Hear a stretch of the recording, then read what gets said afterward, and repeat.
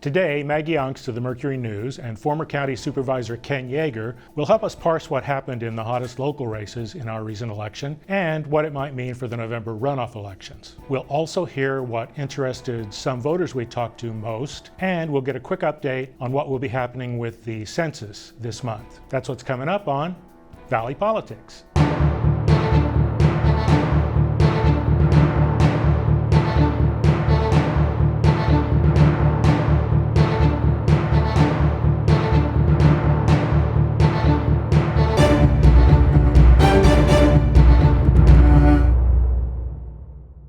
Welcome everyone, and welcome Maggie Angst of the Mercury News and former County Supervisor, now Political Science Professor at San Jose State University, Ken Yeager.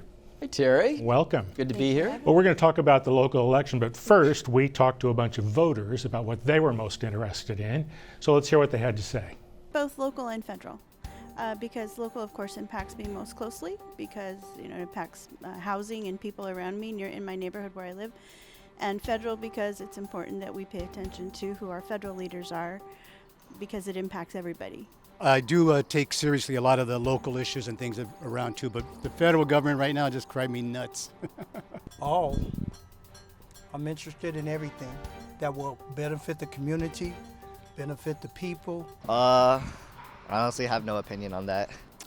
I'm from out of state, so I'm a little unaware of the current state politics here in California, but I'm from Texas, so federal's obviously my biggest concern right now. I'd say federal.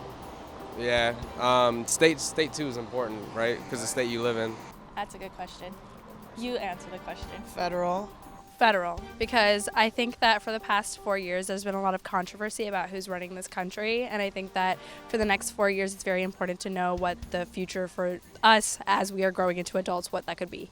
I'd be most interested in answering federal issues because when you talk about who and what can get the most done for everybody as a nation and globally, I think that most can be done through the federal standpoint because that applies to all in our nation. So I would apply federally because that has the biggest impact, I'd say, on communities. Elections, I think right now is we have people who are incumbent for so long, right? You have Anna Eshoo and Dianne Feinstein, so they run always and they always win, right? So then I think state matters less because we have people who are just going to continually serve over and over again, and that's a good thing because they have more experience, so they should do it. I think federal elections are probably the most important because they impact the whole nation as a whole. And especially right now where the current administration is a little bit pushy against California, I think it matters more what ends up being the next president. So mostly they said they were interested in federal politics at the presidential level, not so much local. So in deference to their interests, let's take a quick look at what happened in this county. First of all, in terms of voter turnout and then in the presidential vote. Maggie, what were the numbers for voter turnout? Yeah, so this year was the first time we had the mail-in ballot and same-day registration, so we're still waiting for hundreds of thousands of ballots to come in. I think right now they're at about 60% voting right now, and a lot of that is because people were waiting to turn in the ballots for the Democratic side. And turnout, the projected turnout is about 58%. 60% have been counted. Right. About 58% expected to actually vote, which is 2 or 3 percentage points higher than 2016. Ken, does that surprise you at all? Well, a little bit, and I should say, the county has spent millions of dollars upgrading its whole voting system so that it would increase the turnout. I know at San Jose State there was a lot of excitement towards the very end, and it was great that MLK was a voting center that we could get people in. So it'll be interesting to see what the final totals are, but with all the excitement leading up to the election, I was expecting a higher turnout. So was I. So the focus was really on the Democratic presidential primary, of course, and Bernie Sanders won this county with 32% of the vote. Joe Biden came in second at 22, Bloomberg third at 17, Warren at 12, and roughly 8% to the others. Does that surprise you at all, Ken? Well, given what we were seeing at the rest of the country that night, with Biden doing so well, you weren't quite sure if that was going to have the ripple effect and to overcome the early lead that Sanders had. It's sort of interesting to me with the Hispanic vote for Sanders and the African American vote for Biden. Certainly California has a much larger Hispanic population. Yeah. So interesting to sort of see how they sort of broke. The Biden numbers have been coming up as more votes get counted. And that partly, I think, reflects late voters and what was happening with South Carolina and what was happening nationally. But enough on national politics. This is all about local politics. That's boring. Let's get to the real stuff. Let's talk about what's really going on. Ken, get us started with the supervisorial race in District 3. Yeah, very interesting. I should say District 3 is sort of an odd district. It isn't really sort of like one area, one neighborhood as the other ones are. And so you have Evergreen and the East Foothills, and then you sort of move west into Berryessa and Milpitas, and you end up in Sunnyvale. And so even with the original, the ones that were running, you weren't quite sure who was going to cross over into another area to be able to pick up their votes. Yeah. And so that's why you had people from each of the different areas. Interesting, Canson certainly represented more of that area. That's with Canson Chu. With Milpitas and Berryessa, and of course he did very well there. And but then you saw the other candidates doing well in the other places. So it's a matter of who's going to pick those up. The endorsements of the big three that were running, very interesting. You sort of see more of the sort of, shall we say, very progressive, poor, mainly union side in endorsing Canson, where you have some of the more, shall we say, conservative liberals endorsing Otto, and then with Nora Campos. They might say just a little more independent liberal. Yeah, I was trying to think of the right way to phrase it. We're lucky here that everybody is Democratic, leaning certainly to the left, and so our politics aren't always divided on those issues, but mainly about unions, which is such a big player and certainly will come up in the November election as well. So it'll be interesting to see where Otto can sort of pick up more votes. Where does Nora's votes go? Not Nora, Magdalena. Magdalena's votes, I'm sorry, go and sort of see who can pick up the enough to get to the 50%. So Canson Chu, with 34% of the vote, faces Otto Lee with about 28% of the vote in the runoff. What's it going to mean for the long-term operations of the board? It could shift the majority a little bit, more to the center, more to the left. Yeah, it's been interesting, and also to see where the sitting supervisors endorsed in the state Senate race, which I know we'll talk about in a second. But you're seeing more of this sort of coalition with Joe Simidian and Susan Ellenberg, and both of them had endorsed Otto. And then you have sort of the Cindy Dave relationship, and they had endorsed Canson. And so you can sort of see that who wins could well change the votes, you know. Again, and it is a real power struggle. Five-member board, roughly 2-2, and this is the swing vote. Yeah, and you sort of see Wasserman in many ways sort of not taking sides either way. But at the same time, I say that, again, very liberal policies that are being voted on. So it won't really change, you know, the direction that the county is going. Yeah. It just might sort of affect some of the interest groups and what they're trying to We achieve. always have to remember most votes are unanimous anyway. Right, but absolutely. There are some key issues that they split on. Well, let's turn to State Senate 15. That's the $4 million contest. $4 million was spent on that, roughly $1.5 million by independent expenditure committees. $1 million mostly on TV ads for Nora Campos, who came in third at 14%. Dave Cortese came in first at 33%. He spent almost $1 million himself, and then had another $300,000 or $400,000 in independent expenditures. And Ravel comes in second at 21%. So the runoff is between Cortese and Ravel. Cortese, longtime elected official, union supported, Democratic Party supported, et cetera, et cetera. And Ravel supported by your newspaper, not the news pages, but the editorial pages, Maggie, separate from what you do, and by Supervisor Simidian and Ellenberg, coincidentally. So a lot of money spent on that one. A lot of us thought Johnny Camus would do much better than he did. He was very visible. He had a almost $500,000 war chest. He was campaigning a lot. I got some mail from him, but he bombed 10%. So that tells you This was kind of an interesting political science experience, Professor Yeager. An independent running in a highly partisan and polarized county.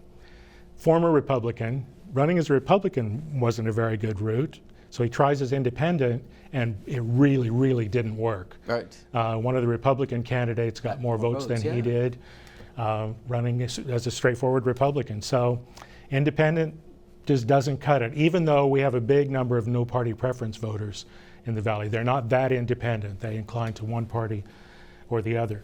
One of the other interesting things about the race is I got 9 hit pieces, negative pieces, on Nora Campos, sponsored by consumer attorneys, labor groups, environmentalists, and talking about her funding by big oil. That funding didn't work, and it just shows you that doing only TV ads isn't sufficient, because that seems to be pretty much all she did. Yeah. Your comments on that one? Well, on a couple of those points, certainly whether you still have that D or the R next to your name tells a lot of voters more about that candidate than anything else. Yeah. And having a IND after your name, well, what the heck, you know?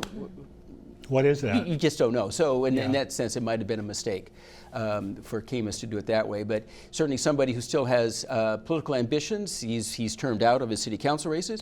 But if he might have to, I mean, this was a splash of cold water, so we'll sort of have to see what he decides to do. On the other hand, he spent $500,000 building name identification. If he wants to run for mayor or county supervisor, will be up in a couple of years. Yeah. There'll be opportunities I'll be for him. interested to see his next move.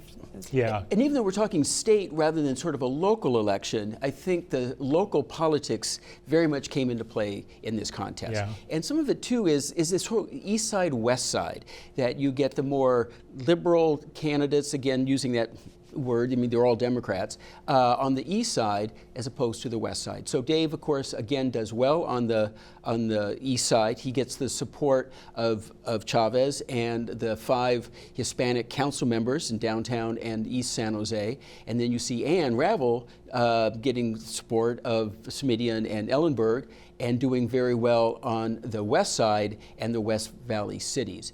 And so I think we saw that with the mayor's race between Sam and Dave. It was the same type of thing. Yeah. And what makes that interesting is coming up in November, the unions have gotten an initiative on the ballot to sort of change when we elect our mayor from a gubernatorial election to a presidential.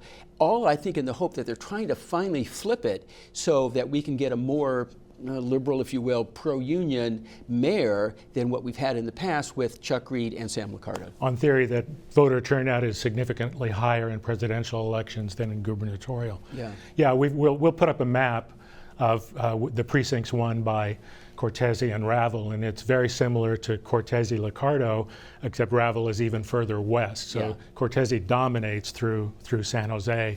She does okay in the suburbs to the west. Anything else on this one?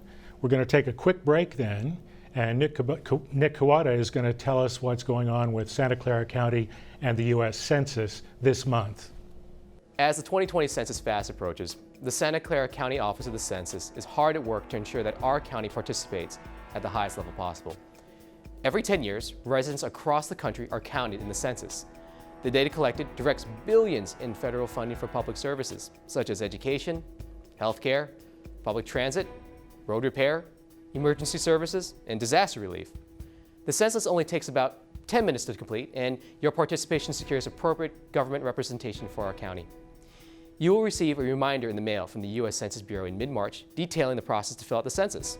Census forms are primarily filled out online and are offered in 13 languages, but there are call-in times available in up to 59 languages if you would prefer filling out the form that way.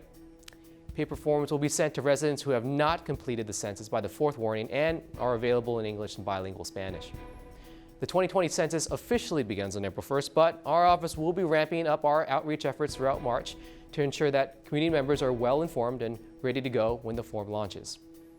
Our office has identified over 200,000 households for canvassing. Beginning in March, census volunteers will attempt to knock each and every one of those 200,000 doors.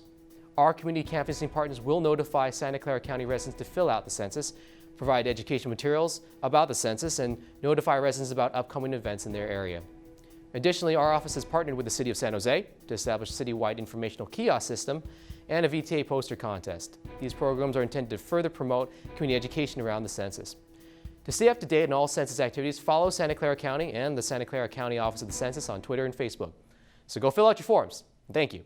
We're back, Ken, so that's what's happening with the census. Why does it matter? Oh, in so many ways it matters. You know, the county gets close to $500 million from the federal government each year, dealing with a whole number of issues. 500 million.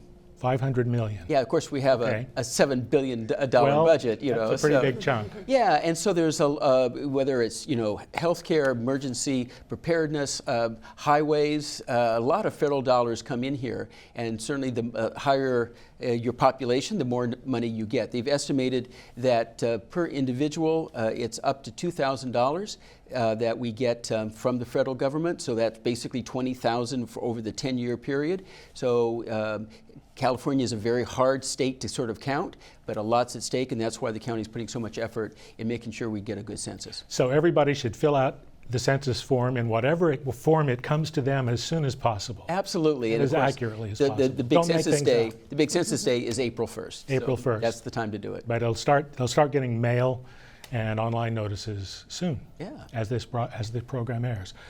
Well, let's get back to local elections. Maggie. Yes. City Council, big races, five seats up, 4 incumbents challenged, which is unusual, Ken, right? Yeah. That 4 incumbents actually got challenged seriously. It wasn't just walk away. So give us the overview.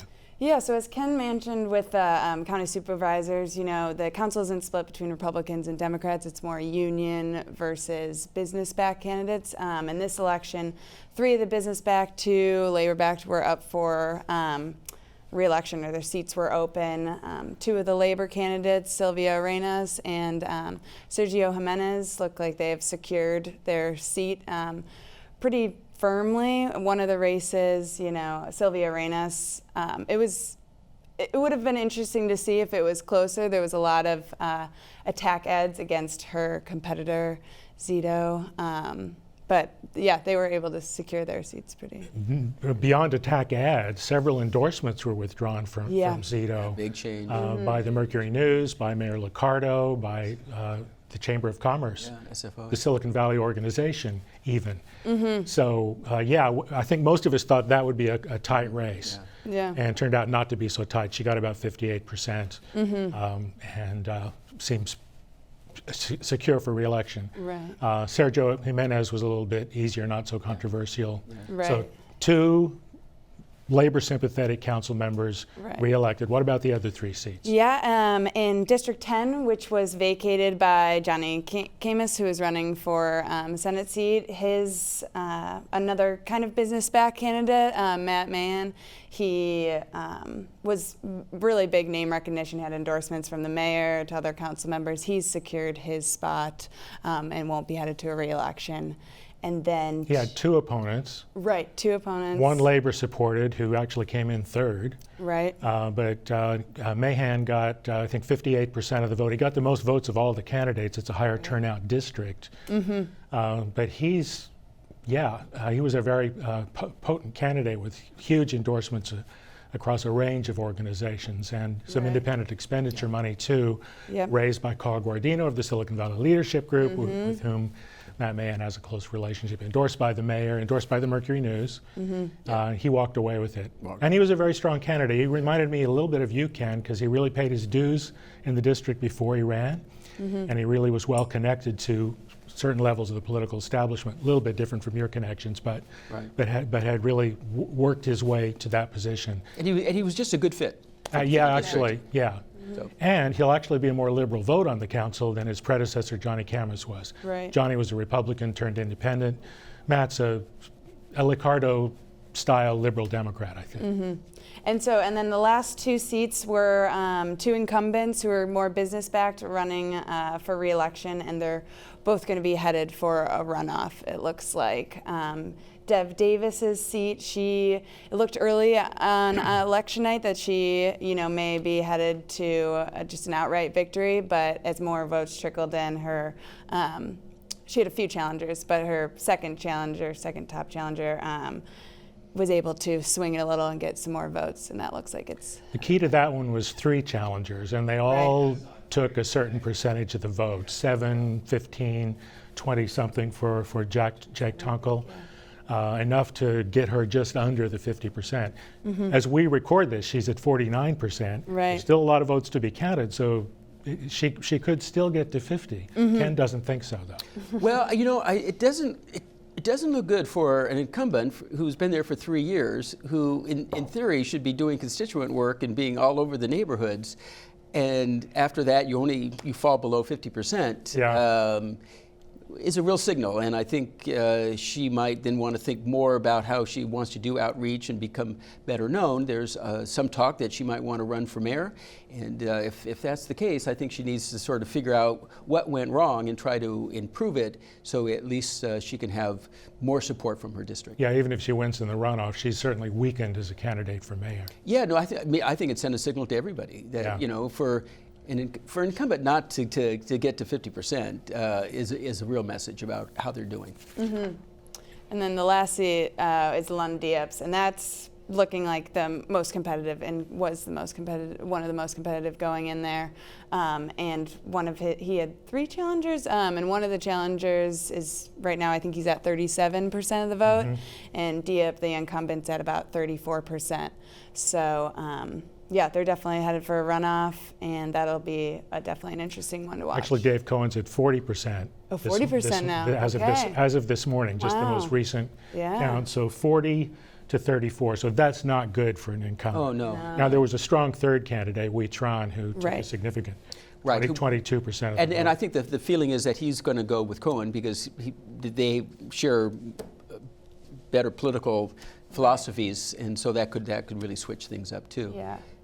If I may, it's interesting, you know, there's been a lot of very important votes on the council that are 6-5, with Sam just barely keeping the 6, and then you had the 5 Hispanic council members on the other side. So the Lund-Dieps seat is just huge in the sense that could actually flip that, because certainly Dave has been very supported by the unions. And anyway, Sam's coalition could fall under that majority number that he needs. Either with District 4 or even District 6, most likely District 4. I'm betting now I'd say Davis pulls through in the runoff, but it's a much bigger challenge for Lund-Dieps. Yeah, absolutely. And that district, it changes every 4 years. It doesn't re-elect people very much in the last decade or so. So there's some churning up there. It's a very diverse district. Yeah.